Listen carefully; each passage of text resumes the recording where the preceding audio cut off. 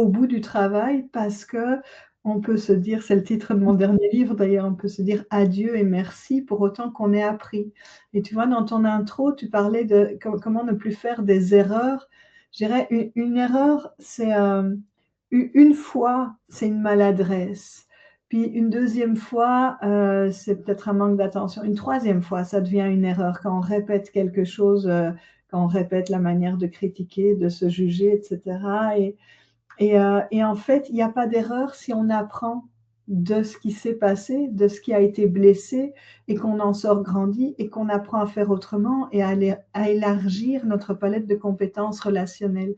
Donc pour moi, le terme d'erreur n'existe pas. C'est presque si je mets, si consciemment je recommence à faire ce qui fonctionnait pas, alors ça devient une erreur. Mais on ne peut pas naturellement être sans erreur. C'est trop de pression aussi.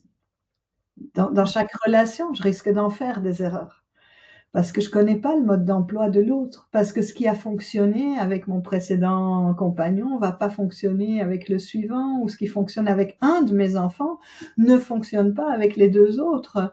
Et donc, chaque relation est unique et demande de s'adapter, de s'ajuster, d'apprendre le mode d'emploi. Donc, des erreurs, entre guillemets, j'en ferai dans toutes mes relations, mais ce ne sont des erreurs que si on répète un système qui ne fonctionne pas. Si on apprend à grandir ensemble à travers la relation, alors merci l'erreur du départ. Enfin, je veux dire, on est gagnant.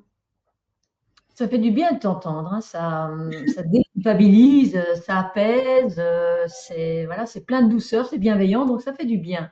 Mais Mm. moi, je me demandais, parce que j'ai regardé ton site et j'ai vu tout ce que tu faisais, mais tu fais beaucoup de choses. Tu es comme une boule à facettes, je dirais un diamant à facettes, tu fais beaucoup de choses.